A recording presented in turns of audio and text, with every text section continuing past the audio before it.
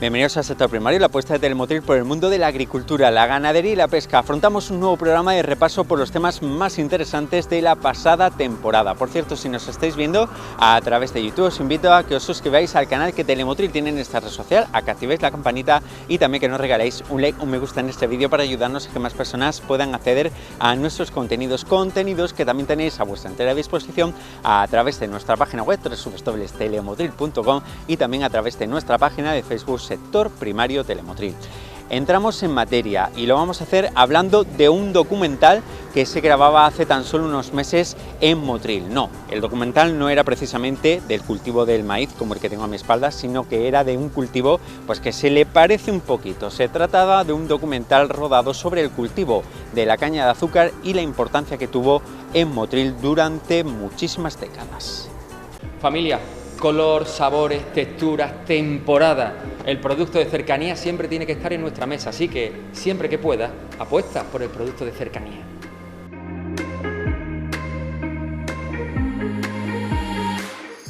Bueno, pues yo soy motrileño, llevo 20 años fuera, pero soy motrileño, tengo el azúcar en el ADN y siempre he querido contar la historia de la caña de azúcar, por eso, porque la he vivido desde la caída de las pavesas cuando era niño, el comer la caña de azúcar.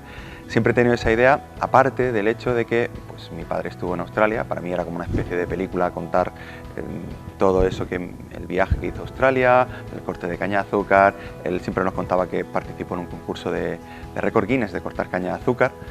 Y claro, todo eso en la mente de un niño se queda y quieres contarlo. Y llevo toda la vida queriendo contarlo. Ahora, gracias a la Mandanga Producciones, he tenido la posibilidad de hacer ese sueño realidad. Ese sueño realidad que es contar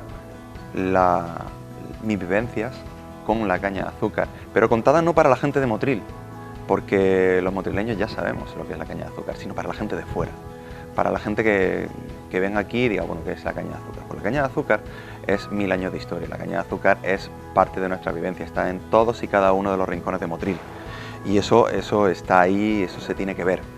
Entonces, tuve una idea muy loca, que es traerme a un actor maravilloso, Nico Seijo, con el que trabajo actualmente en una obra de teatro, para que desde el punto de vista de un uruguayo, porque él es de Uruguay, desde otro punto de vista totalmente alejado del europeo, venga y se empape de nuestra cultura. Todo este proceso, además, bueno, pues eso no es un documental pequeñito, todo este proceso está encarado a contar una historia completa. Estoy en ello todavía, en el que cuento primero qué es la caña de azúcar, qué es para Motril, y luego el viaje de mi padre, porque mi padre estuvo en Australia, como ya dije, y se fue con mi tío, y mi tío sigue viviendo allí. Yo no conozco a mi tío, y después de 60 años todavía sigue viviendo allí. Mi idea es intentar que finalmente podamos hacer ese viaje con mi padre para reencontrarse con mi tío, y sería lo bonito, que es al final el reencuentro de dos culturas a través de la caña de azúcar. Dos culturas, porque mi padre está aquí y mi tío está en las Antípodas, en la otra parte del mundo, y además desde el punto de vista de un uruguayo. Al final estamos conectando a todo el planeta con la caña de azúcar. A mí me mola la idea. Hemos estado en Ron Montero con una ayuda maravillosa por la gente de Ron Montero. Estuvimos también ayer en la finca de mi padre, donde mi padre tenía, pues como jubilado que es, tiene sus pequeños hobbies y tiene la caña de azúcar, que es lo que digo, si es que lo tenemos en el ADN. Y tenía ahí 2 o 3 cañas. Ya no tiene el material para cortarlo, lo cortó como pudo, pero no solamente lo cortó y nos explicó un poquito cómo era el proceso, sino que además Nico cortó también caña de azúcar, la probó y le dio a probar a todo el equipo, porque sí que quiero que se vea que ese momento que Nico le ha dado caña de azúcar a todo el mundo, creo que sea el simbólico de darle caña de azúcar a todo el mundo en general, a todo el mundo que lo vea. Hoy estamos aquí en este maravilloso espacio que es el Museo Preindustrial de la Caña de Azúcar. Por la tarde estaremos en la Fábrica del Pilar, que es algo icónico de Motril, que es la esencia de Motril. Y mañana estaremos otra vez en la finca de mi padre, donde él nos contará toda su historia. Entre mañana por la mañana y el domingo por la mañana visitaremos sitios emblemáticos de Motril, sobre todo a nivel de caña de azúcar, que es el Camino de las Cañas, las chimeneas de Motril, que quedan ahí todavía, ese resquicio, son parte de nuestra historia. Y contar, pues bueno, por ejemplo, está tan ligada la caña de azúcar a Motril que yo vivía en La Fabriquilla, que es una antigua azucarera, y yo estudiaba en el Cardenal Belluga cuando era niño, pero estuve en los años en el que el Cardenal Belluga estaba en la Alcolera. Entonces, es que mires donde mires, hay azúcar en Motril. Entonces, hay que contarlo y bueno, pues eso, en eso estamos. Iremos este domingo a enseñar esos sitios que son parte indivisible de la cultura motrileña. Yo quiero primero tener esta primera parte terminada. Entonces, en cuanto tenga esta primera parte, iré a mostrarla a diferentes canales de distribución, de financiación, etcétera, etcétera. Si no consigo ese dinero, bueno, pues por lo menos tendré contado qué es para mí esto. Esto se va a ver, yo quiero que se vea, necesito que se vea. Se va a ver, lo que pasa que sí, me gustaría contar esa segunda parte. Se verá. No sé si por eso quiero contar primero un periodo de ventana en el que ver si encuentro esa financiación. Si la encuentro bien, se graba, si no, pues bueno, pues se monta para que al final no se ha podido conseguir esa historia, pero por lo menos lo hemos intentado. Una vez que tenga ya la decisión tomada de si lo conseguimos o no, ya el proceso tomado, pues ya veremos cómo lo hacemos, pero sobre todo quiero estrenarlo sí o sí. Aproximadamente, pues ya te digo, periodo de ventana de unos 6-7 meses, a ver si encontramos financiación, ¿no? Pero lo suyo sería, yo creo que para el año que viene puede estar. ¿Hayamos conseguido la financiación para la segunda parte o no? Bueno, en Uruguay, en una parte de Uruguay, sí que se trabaja la caña de azúcar, pero claro, no es algo que predomine en cuanto a lo que es la industria. Pero claro, uno viene a un rincón de España y se encuentra que prácticamente todo gira alrededor de eso y le da mucha curiosidad, ¿no? Y yo creo que por eso está tan bueno contar este tipo de historias, porque todos los rincones de España tienen historias para contar. Y esta es una de ellas, y cada vez que vas averiguando y vas preguntando y vas conociendo más, te genera más curiosidad, porque ves que es algo que está arraigado en la cultura de Motril y te vas encontrando con cosas que son muy interesantes. La cantidad de años que ha estado la gente trabajando aquí, que se ha tenido que ir al otro lado del mundo a aprender técnicas para ser más eficaces en el trabajo de la caña de azúcar, en una época que, claro, porque si yo te digo ahora que me vine a España en 2018 y es algo, podemos decir que accesible en cuanto a lo que es la información, pero yo me imagino en esa época la gente que se tenía que ir desde aquí a Australia se iba a la aventura sin saber absolutamente nada y era la verdad que la gente haya emigrado para después volver aquí e intentar, o sea, mejorar esa producción y ser más eficaces y lograr al final mejorar el campo del trabajo de la caña de azúcar me parece increíble. Juan Pablo Brespadial me contó la historia hace un tiempo, me contó la historia de su padre, de eso, de cómo había emigrado a Australia y había vuelto y la cantidad de caña de azúcar que había cortado y claro, yo dije, pues hay que hacerlo, o sea, hay que llevarlo a cabo porque al final esas historias son las que valen la pena y él me dijo, quiero contarla y entonces tuvimos que liar a un equipo de técnicos y de cámaras y todo y dijimos, aprovechemos en Semana Santa que que estamos todos libres y vámonos a hacerlo y aquí estamos.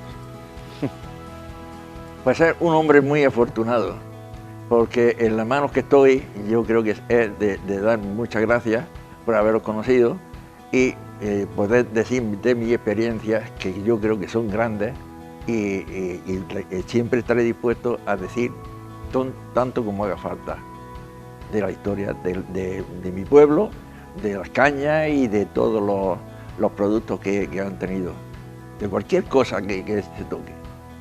Únicamente renuncié a hacerlo, fue ser navegante. Los demás, cualquier trabajo, incluso ya donde me jubilé, precisamente fue en sanidad. Fui técnico en quirófanos de la Seguridad Social, donde estuve bastante apreciado, y luego me saqué mi plaza por oposiciones y fue designado técnico en parapléjicos. Así que ya era lo último que me quedaba, pero para mí era una cúspide que de niño hacía yo cosas increíbles. Precisamente en la calle Piedrabuena nos ocurrió una vez, mi madre tenía un gallo y por las cosas de la vida, en casi todas las casas había una o dos gallinillas y llevaban el gallo, era el pescuezo colorado, y el pescuezo colorado una vez se hartó de garbanzo y se infló el buche. Y mi madre y todo el mundo allí llorando, el gallo que se muere, el pescuezo colorado, el pescuezo colorado. Y yo cogí una cuchilla de afeitar, y de los garbanzos, y cogí una aguja sin que dieran cuenta, y lo cosí. Y se continuó el gallo viviendo. Y a partir de entonces yo decía, conté, parece que tenía buenas manos. Había una cosa que como éramos muchos hermanos, pues casi siempre había una lesión en la casa, y había uno que decían que era un manita, que se llamaba Arturo, que era el que arreglaba todos los huesos de motriz, era el traumatólogo. Y yo veía aquellas cosas que hacía conmigo y con mi hermano, y aprendí aquello, incluso lo hacía con animales y todo, yo cogía y hacía las cosas de Arturo, pero que mis manos yo no jamás en la vida puedo yo presumir de que yo era una copia de Arturo. Arturo era un Dios bendito. Pero que aquello, la agricultura, yo con 12 años ya era sembrador de la viga de Motriz. Y los agricultores esperaban el turno, decían, para eso mañana tú vienes conmigo. Y yo con esa edad ya era sembrador. Así que había que ser muy, porque un sembrador comienza echando los granos en el principio y el dueño los ve al final. Y eso tenías tú que medir los granos muy bien. Y ese era el buen sembrador, y por eso había cola. Así que si con 12 años ya hacía eso, era el máximo que se podía esperar de un agricultor o un trabajador. Para mí representa la posibilidad de salir esta historia tan interesante y tan larga de Motril, sacarla fuera de Motril. Es decir, ha estado muy vinculada a nuestra historia local, y ahora pues es la oportunidad de que esta historia de la caña, tan interesante, tan única posiblemente en España, pues salga fuera de nuestras fronteras locales para difundir una cultura de 1000 años y una cultura tan importante como ha sido en nuestra historia local la caña de azúcar y la industria azucarera. Caña de azúcar igual a vida motrileña, ¿no? Es decir, es inseparable de la vida, de la historia de Motril. Cuando hablamos de Motril a lo largo de su historia, de los últimos 1000 años de historia de Motril, no podemos separar la historia de Motril de la historia de la caña de azúcar. Indudablemente a Motril, quien lo hizo tal como lo conocemos hoy en la actualidad, con toda su historia urbana, económica, social, política y tal, se debe fundamentalmente a la caña de azúcar, a la cultura de la caña de azúcar y a esa tremenda y larguísima historia azucarera que hemos tenido en nuestra zona durante al menos 1000 años de historia. Yo creo que es importante, es decir, si no se va a perder, es decir, fundamentalmente lo más importante de la historia es la transmisión, ¿no? Es decir, que no solamente sirva para la gente que lo ha vivido, que conoce por su experiencia la historia cañera, sino también para que las futuras generaciones, la gente joven, conozca lo que ha significado la historia cañera, azucarera de nuestra ciudad. Es la posibilidad de darle desarrollo en futuro. De alguna manera, la historia local no va a terminar con los que han vivido la historia de la caña o los que nos dedicamos a la investigación de la historia de la caña, sino lo fundamental, y a través de estas cosas pues permite que gente joven que desconoce absolutamente el pasado de Motril relacionado con el azúcar pueda conocer una historia importantísima y una historia que es fundamental para entender cómo es Motril.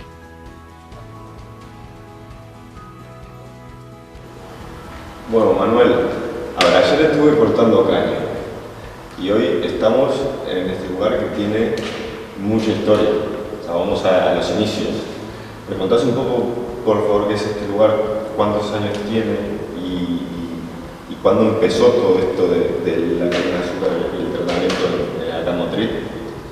Bueno, estamos en lo que hoy es el Museo Preindustrial de la Caña de Azúcar de Motril, y está hecho sobre los restos de un antiguo ingenio azucarero.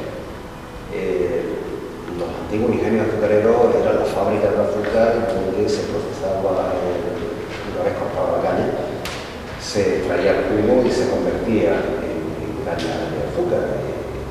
La historia de este tipo de industria en Motril prácticamente tiene 1000 años, que tenemos datos históricos que remontan a la época de los musulmanes, el reino nazarí de Granada, donde seguramente los musulmanes trajeron desde la India a Egipto hasta llegar al Mediterráneo y llegar a Motril, la caña de azúcar.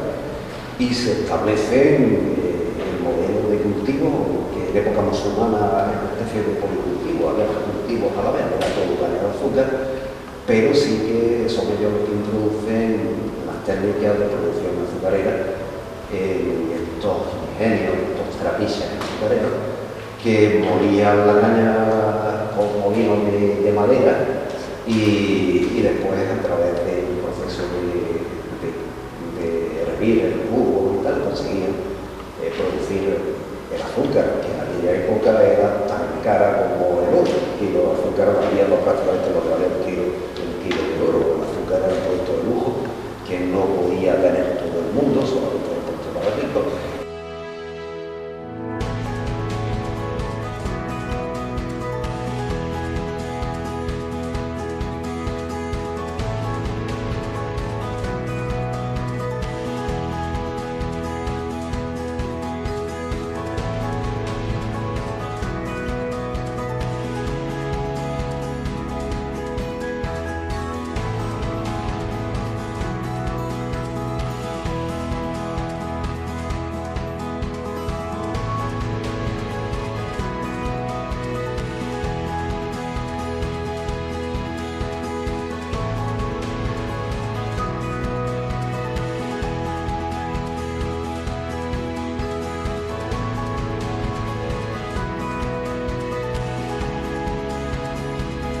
Lo primero, la importancia de que se ha grabado precisamente que el director sea un motrileño, ¿no?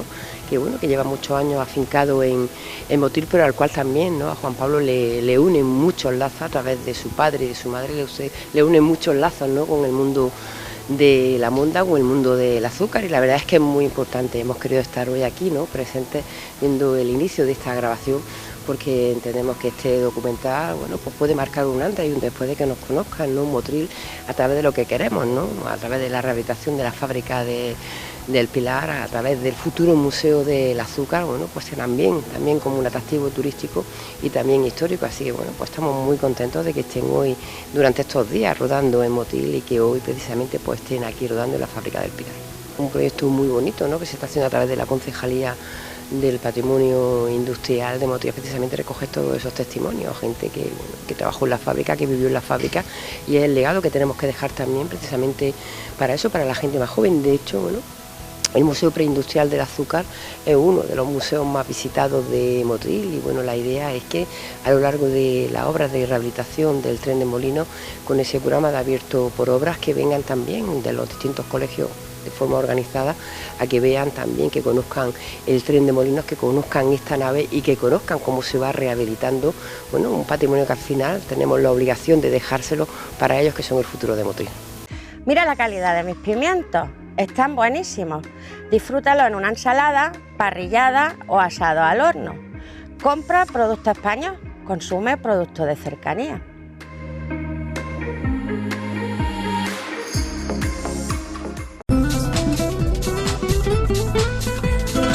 Hablamos durante los próximos minutos de este sector primario, de qué es el cuaderno de campo y por qué es tan importante. Sí, pues yo creo que sí, yo creo que a más prueba de ello es la asistencia que ha habido a la jornada. Yo creo que ha sido un éxito rotundo de asistencia y bueno, muchos agricultores y sobre todo muchos técnicos que son correas de transmisión de las necesidades o de las novedades legislativas hacia el campo. Yo creo que el hecho de que hayan venido muchos técnicos es muy positivo. Creo que la propia temática le ha hecho ver que tenían que venir. El tema del cuaderno de campo digital obligatorio a partir del 1 de septiembre está generando bastantes dudas. Es cierto que es que no hay tampoco desarrolladas herramientas que te permitan trabajar ya con ese cuaderno de campo. La administración va muy lento y bueno, esperemos que tal y como le han pedido casi todo el sector a la administración, fundamentalmente al Ministerio, que es de quien depende, esperemos que haya una moratoria en la puesta como obligatoria del cuaderno de campo digital, pero insistimos, ahora mismo tenemos una fecha ahí, que si no hay moratoria y no dicen nada tendremos que cumplir, y por otro lado, es muy importante el tema de virosis, sobre todo ya pensando en la campaña que viene, en todos los procedimientos que hay que hacer y todo lo que hay que hacer para un buen manejo del cultivo y sobre todo antes de estar ya produciendo, en la siembra, en la compra de las semillas, en la compra de las plántulas. Creo que hay que ser muy cuidadoso porque estamos ante una amenaza del virus rugoso del tomate que prolifera de una forma muy rápida y se puede llevar muchas plantaciones de las nuestras, que nosotros al final el cultivo del tomate cherry es nuestro principal cultivo junto con el pepino holandés. El tiempo siempre es un aliado para el agricultor y cuando está loco como estos últimos años, peor, ¿no? Sí, es cierto, siempre que hablamos a primeros de campaña, ¿qué se espera? Pues siempre se es muy optimista, la verdad, pero no es menos cierto que depende de lo que caiga en el cielo. Este año, al igual que el año pasado, hemos tenido otros aspectos que han influido mucho en la campaña, como puede ser el tema de la guerra de Ucrania, pero sobre todo el coste del gas y de la electricidad, que ha hecho que otros competidores nuestros, como puede ser Holanda, pues haya producido bastante menos en otras épocas, con lo cual no ha habido una concentración de productos en el mercado. El mercado no ha llegado a estar saturado, incluso Marruecos en determinados momentos por una alta inflación han tenido que limitar las exportaciones tanto al sur, a la propia África, como ya al final, empezando con el Ramadán, también tuvieron que limitar las exportaciones a la Unión Europea. Eso nos ha favorecido. Básicamente el mercado ha estado más descongestionado y ahí estamos viendo cómo tanto los precios fundamentalmente en tomate cherry y en pepino pues han sido unos precios bastante razonables, bastante aceptables en comparación con otras campañas anteriores, pero llevamos 2 años que este año mejor que el año pasado y a pesar de la subida de costes yo creo que ha compensado. Bueno, importante este encuentro técnico con productores y con personas relacionadas con la producción agrícola. Sí, bueno, en primer lugar agradecer a todos los asistentes y a la organización, invitar a la Consejería de Agricultura a estas jornadas que hemos estado la Delegación Territorial, la Consejería de Agricultura, en primer lugar dando información, que creemos que es importante ante unos cambios normativos tan importantes que nos vienen desde Europa y bueno, como una agricultura moderna y competitiva que somos y que tenemos una gran componente de exportación, pues entendemos que es necesario hacer estas labores de divulgación. El hecho de que haya venido importante número de personal técnico y agricultores creo que ya denota de por sí que hay una gran demanda de esta información y por eso desde la Consejería de Agricultura, que estamos haciendo este tipo de jornadas divulgativas, creemos oportuno estar aquí. El cambio normativo en cuanto a la digitalización, que es una parte importantísima a la hora de evolucionar en cuanto a nuestro modelo agrícola para que siga siendo sostenible y competitivo. Creemos que la incorporación de la digitalización es necesaria, pero también entendemos que es un cambio tan brusco que genera ahora mismo muchas dudas en el ámbito agrícola, en los agricultores y los técnicos, y por eso le hemos trasladado al Ministerio que sea sensible con esta situación y aplace la entrada del cuaderno digital de explotación hasta el año 2024. Entendemos que la complejidad y la puesta en marcha de este cuaderno supone, ahora mismo una carga de trabajo importante, pero no solamente para el agricultor, sino que en Andalucía no hay suficiente personal técnico cualificado y formado para poder abordar desde el minuto cero todo este cuaderno en forma y en tiempo. Entonces entendemos que esa es la situación que hay ahora mismo. Ya digo, estamos a favor de la digitalización, por supuesto, para la incorporación en los procesos de producción, pero necesitamos más plazo para poder hacerlo correctamente. Nuestro objetivo desde que Asaja y Ecoal se pusieron en contacto con nosotros es abordar estas novedades, y yo creo que se han tratado temas importantes como la sanidad vegetal, como el cuaderno de campo, como toda esa normativa que nos viene desde Europa y que a través del Ministerio tenemos que cumplir. Estamos en un mercado globalizado donde tenemos que competir con otros países. En Andalucía tenemos la suerte de que tenemos una agricultura moderna, competitiva, y que la digitalización tiene que formar parte de esas nuevas tecnologías que nos van a permitir seguir siendo competitivos.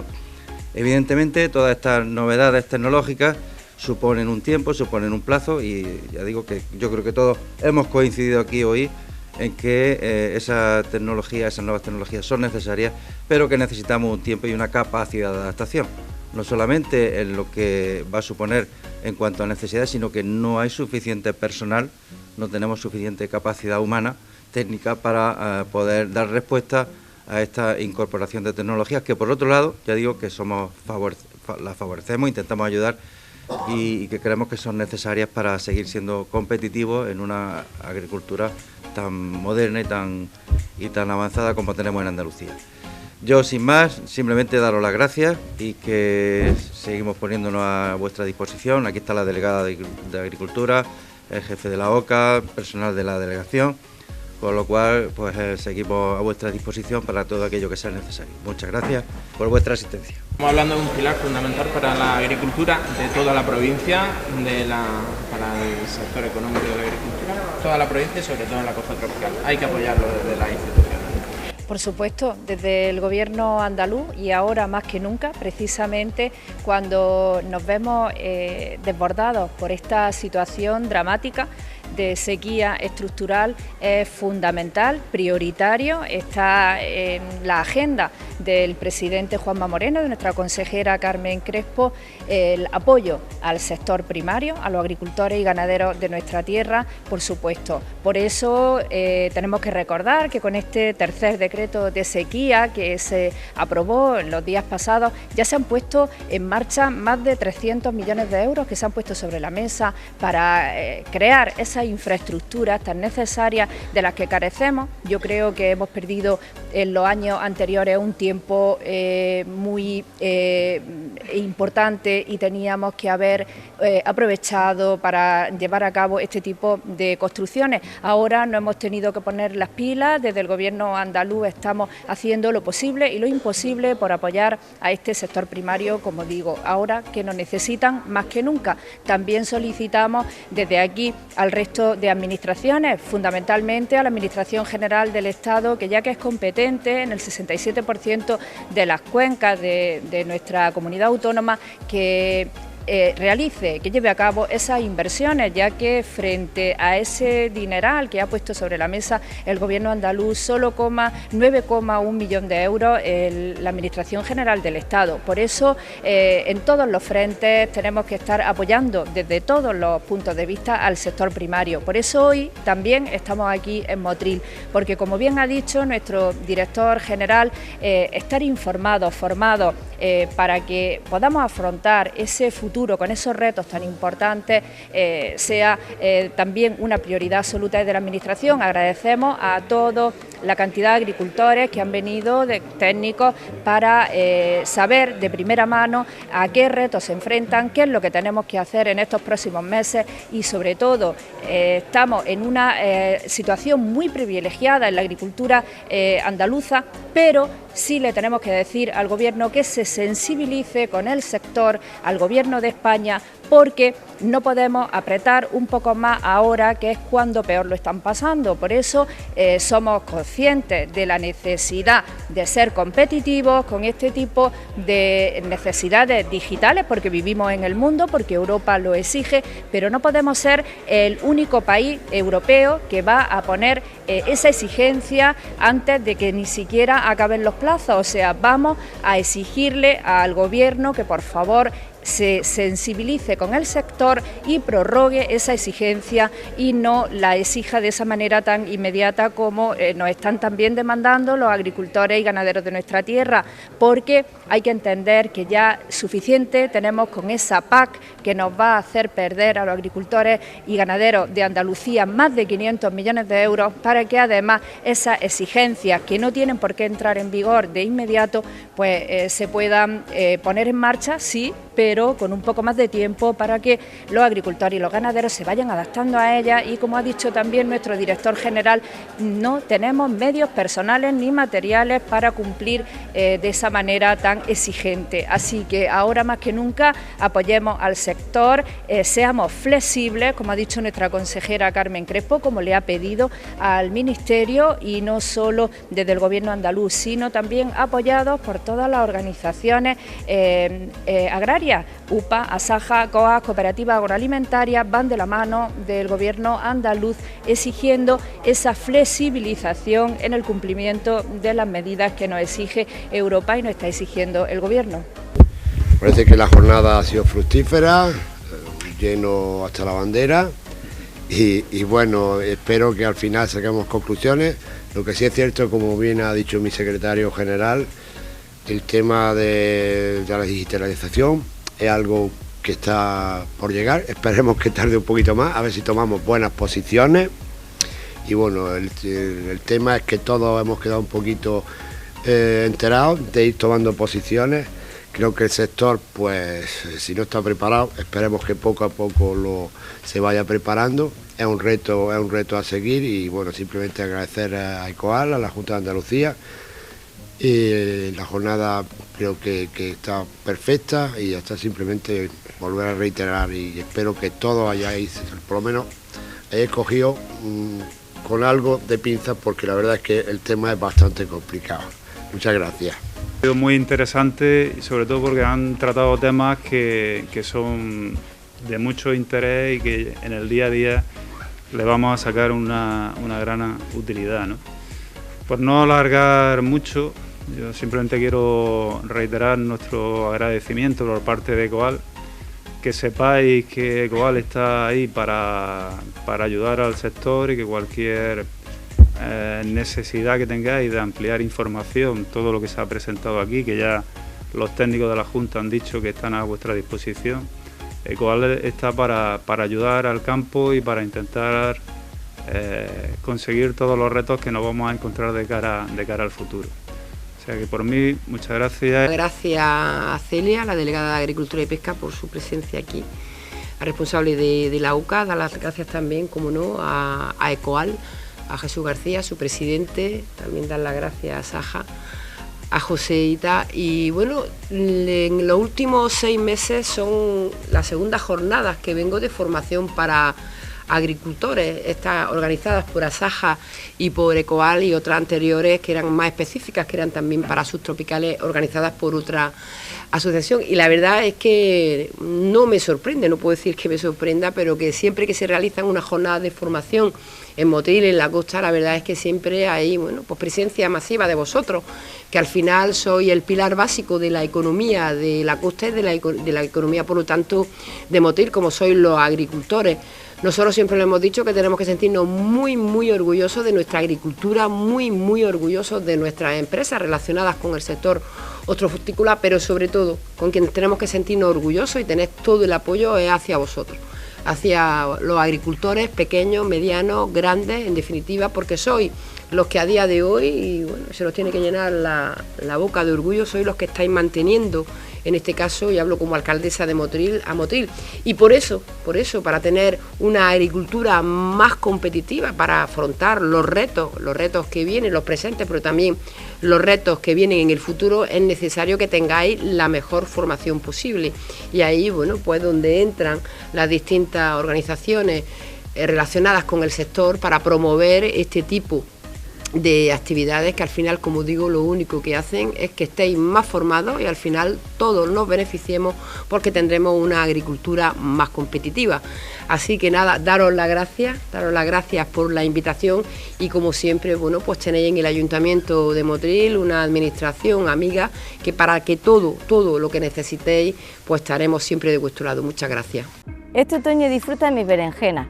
Frita, en tempura, con verduras variadas. Consume producto nacional, consume producto de cercanía.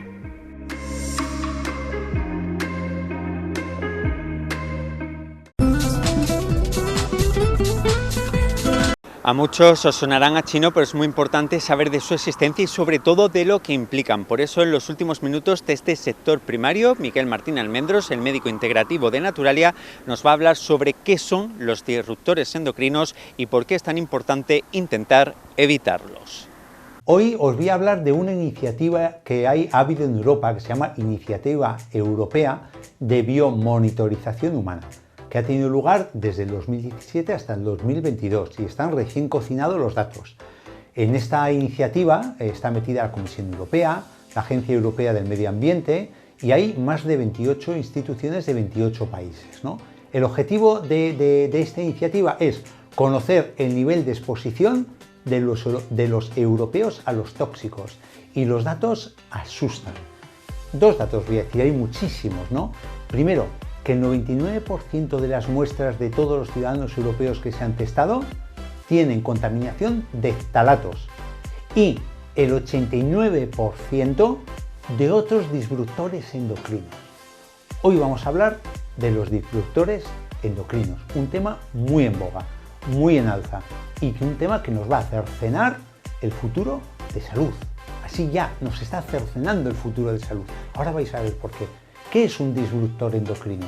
Pues son unas sustancias químicas que están en todos los sitios y que entran en nuestro cuerpo y son muy similares a nuestras hormonas e interfieren en el funcionamiento de nuestras hormonas, que es el método de comunicación de todos los órganos de nuestro cuerpo a través de la sangre.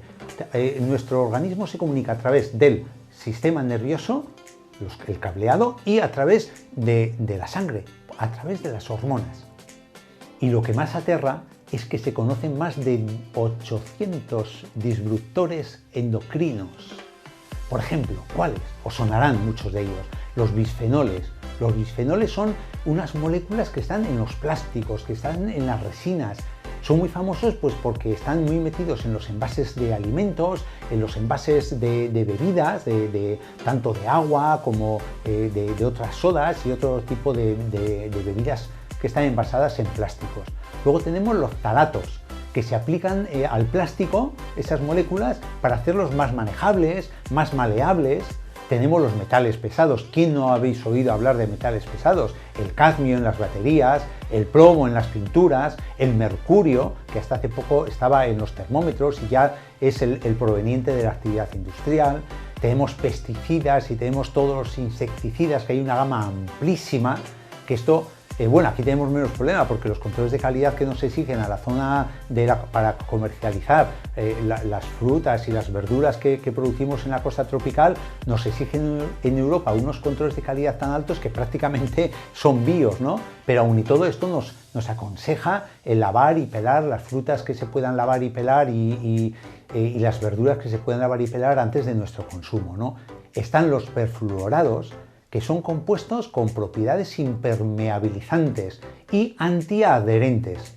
Estos perfluorados los tenemos en las tapicerías, en los colchones, por ejemplo, por si hay un incendio en casa, para que arda más lentamente el sofá, para que arda más lentamente el colchón, en los papeles de plástico, papeles plastificados, en las sartenes antiadherentes, las espumas de los extintores.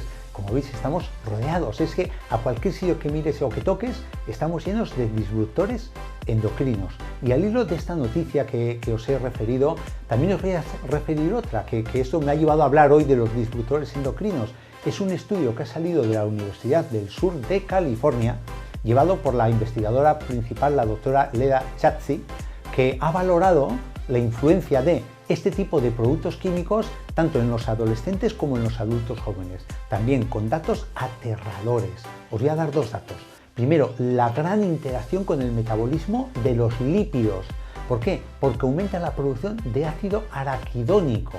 Y el ácido araquidónico, que le hemos hablado más de una vez, es lo que genera un estado inflamatorio de bajo grado en nuestro organismo que nos deriva directamente a patologías degenerativas. Y también aumenta la producción de tirosina, es decir, produce una alteración del metabolismo de la tiroides, que muchos me preguntáis, ¿por qué hay tanta patología tiroidea hoy en día? Ahí tenemos una de las posibles causas. Evidentemente se sabía, ya que por estudios previos, que en los niños, pues este tipo de moléculas, estos disruptores endocrinos, alteraban el metabolismo de la glucosa. Es decir, la posibilidad de que sea resistente a la insulina o sea diabético un niño antes de tiempo, ¿no? Y se ha visto en todos estos estudios que el mayor efecto de este tipo de productos en el cuerpo humano se da en periodos de desarrollo y de mayor sensibilidad, como es la infancia, como es la adolescencia y como es la época del adulto joven previa a los 30 años. Este tipo de productos, como os he comentado, interfieren en el mensaje hormonal. Entonces hace que las hormonas no hagan bien su función, hagan mal su función y generan déficit neuroconductual, problemas de aprendizaje, síndromes del espectro autista y el síndrome de hiperactividad cuando los niños son afectados o dentro del útero o son afectados cuando empiezan la más primaria, el primario desarrollo del sistema nervioso central en la infancia. Y ya en personas mayores pues están muy comprometidos en la producción de obesidad, de hipertensión, malformaciones de los órganos reproductivos que llevan a una infertilidad, el asma, la osteoporosis, síndrome metabólico también, que eso comporta alteraciones de los lípidos, alteraciones de la glucemia, alteraciones del ácido úrico, etcétera, etcétera, etcétera. Y, como ya he dicho, interfiere en el mensaje hormonal, con lo cual, ¿quién van a ser más susceptibles dentro de lo que afectan a varón y a la mujer? Pues evidentemente van a afectar muchísimo más a la mujer.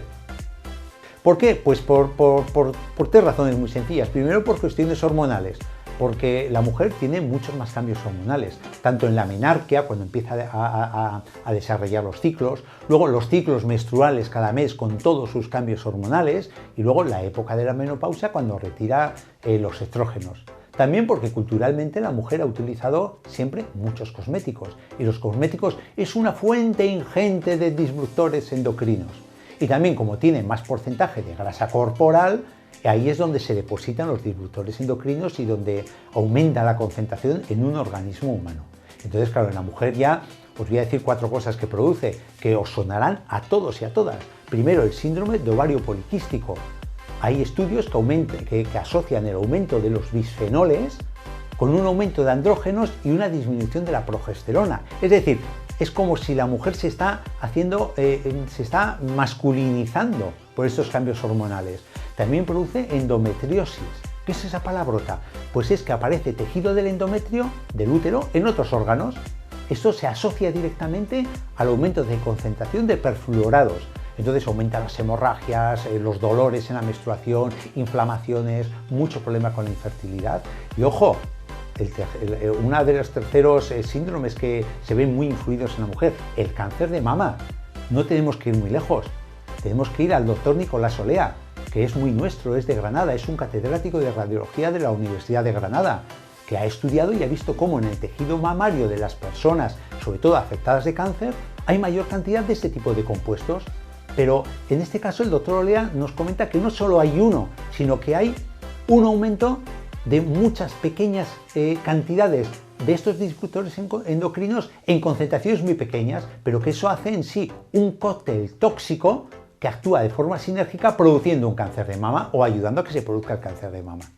Y por último, la afección en la salud reproductiva. Si bien al varón le afecta con una disminución de la producción de esperma y una mala función de ese esperma, en la mujer también se ha visto que con mucha más intensidad genera infertilidad, una disminución de la reserva ovárica, es decir, que puede venir antes la menopausia con todo lo que comporta para huesos y patología cardiovascular, una pérdida de calidad de los óvulos, aumento de embarazos ectópicos, aumento de abortos, disminución de tasa de concepción y disminución de embarazo. Ahí están esas señoras que quieren concebir, que se les hace anatómicamente estudios al marido y a ella y están perfectamente bien, pero no consiguen concebir. Ahí tenemos una posible causa que puede justificar esto. Entonces, ¿cómo podemos actuar con esto? Hombre, tenemos que intentar en la medida de lo posible, porque ya digo, estamos inmersos en ftalatos y bisfenoles, pues reducir esa exposición. Como de una forma, a lo que tenemos en nuestra mano, pues quizás son políticas más a nivel estatal, pero lo que tenemos en nuestra mano tenemos que intentar llevarlo a cabo. Por ejemplo, redundando con las manos, hay que lavarse las manos. Con mucha frecuencia tocamos muchas cosas que tienen ftalatos y tienen disruptores, pues lavarse las manos, pero no con cualquier jabón, sino con un jabón de glicerina, precisamente. No un jabón rico en disruptores endocrinos, un jabón natural. O de los caseros que se hacían antes de toda la vida, con la sosa cáustica. También es importante ventilar la casa. En el polvo hay mucha cantidad de disruptores endocrinos. Ventilar por la mañana y ventilar a media tarde, 2 veces al día, para que no se concentren, para que no los respiremos, ¿no? E intentar también hacer un consumo de productos eco o lo más parecido a eco, ¿no? Productos con la etiqueta eco, con una ecoetiqueta, ¿no? En la medida que sea posible, ¿no? Porque no todo el mundo tiene posibilidades de acceder a este tipo de productos. Lo que sí todo el mundo puede hacer es, en vez de usar insecticidas y repelentes, ahora que viene la primavera y el verano, de insectos pues, artificiales, vamos a usar naturales. Una cosa tan sencilla como el aceite esencial de citronela o el aceite esencial de geráneo es capaz de evitar que se te acerquen los insectos sin necesidad de utilizar ese tipo de productos artificiales que tienen tantos disruptores para nuestro cuerpo. Luego intentar, en la medida que sea posible, usar ropa de algodón orgánico para rizar el rizo. Una cosa, airear los coches nuevos. Ya sé que todos los días no nos compramos un coche, ¿no? Pero ese olor que a tantas personas se engancha de los coches nuevos, eso está muy concentrado de disruptores endocrinos. Si alguien se compra coche nuevo, airearlo de todas las formas que pueda antes de meterse en él. La comida es un tema muy importante porque muchos disruptores no vienen a través de la comida. Ya hemos dicho que en los recipientes plásticos hay muchos disruptores. Oye, pues mira, vamos a guardar los alimentos en tuppers de cristal o en botes de cristal. Lo que antes hacíamos, lo que hacían nuestros padres, lo que hacían nuestros abuelos. Pues oye, vamos a ver si volvemos a eso, ¿no? Evitar envolver en plásticos, evitar comidas envueltas en plásticos, evitar comprar verduras que se envuelvan en plásticos, evitar el pan que se vuelva en plástico. Hay que disminuir el consumo de pescado grande, porque el pescado azul grande es muy rico en metales pesados que están en el mar y se depositan en su grasa. El consumo de pescado pequeño o pescado limpio, disminuir el consumo de carne grasa o quitar esa grasaza de la carne, porque ahí también se depositan muchos de los elementos que se utilizan en la ganadería intensiva para que nuestro ganado crezca más rápidamente y más saludablemente, entre comillas, ¿no? Y siempre, que aquí eso lo tenemos muy fácil, alimentos de temporada y de proximidad. Si algo somos un territorio agrícola 100% y tenemos de proximidad y de temporada, eso sí lo tenemos ya muy facilitado. Y luego yo siempre recomiendo por muchos motivos evitar los lácteos enteros y uno de ellos es este también, ¿no? Porque en esa grasa va a estar muy rica de disruptores endocrinos en esa ganadería láctea que se explota de forma casi industrial a los pobres bichos, ¿no?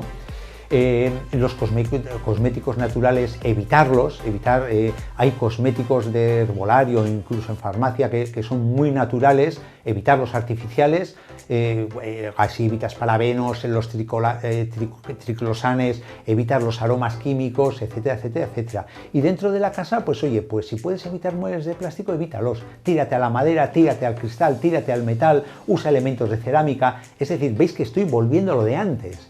estoy intentando recuperar las antiguas tradiciones, pero por salud, no por un esnovismo ni mucho menos, ¿no? Y una de las cosas que sí podemos nosotros aquí en Motril hacer, y más en Motril, que Motril de punta a punta es media hora andando, usar el coche para los desplazamientos cortos lo menor posible, no siempre ir andando, que es muy saludable para nuestra salud. Estamos produciendo muchos menos disruptores endocrinos que están en el ambiente y lo estamos inspirando y dándole a nuestro vecino, que igual se molesta en ir andando, para que lo respire y lo meta dentro de su cuerpo. Y para el uso diario, pues para el uso diario es muy importante cuando vamos a hacer la colada, cuando vamos a lavar en la lavadora, pues no utilizar detergentes los más saludables posibles, los más ecos posibles, intentar evitar el suavizante. Hay otros mecanismos, otros métodos para que la ropa no quede tiesa y que no es el suavizante lleno de disruptores endocrinos. Por otra parte, cuando estemos cocinando, el gran error del papel albal, que el papel albal, cuando lo metemos al horno, entonces es una riquísima fuente de disruptores endocrinos. Hay un papel de horno específico para ir al horno, para llevar nuestros alimentos al horno, y que no nos va a dar problema con respecto a los disruptores endocrinos. En cualquier época del año, disfruta de mis calabazas en tus comidas. Son de máxima calidad y garantía.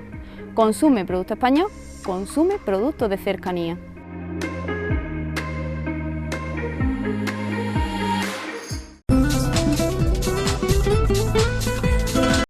Es todo por el momento. En tan solo unos días volveremos con más temas relacionados con la agricultura, la ganadería y la pesca. Será aquí, en Sector Primario, en Telemotril. Recordaros que podéis acceder al contenido íntegro de todos nuestros programas a través del canal que la Televisión Pública Motrileña tiene en YouTube, al que por cierto os invito a que os suscribáis, a que activéis la campanita y también que nos regaléis un like, un me gusta en este vídeo para ayudarnos a que más personas puedan acceder a nuestros contenidos. Contenidos que también tenéis a vuestra entera disposición a través de nuestra página web www.telemotril.com y también a través de nuestra página de Facebook Sector Primario Telemotril. Como siempre os digo, que seáis muy pero que muy felices y no os olvidéis nunca de seguir sembrando muchísimo optimismo.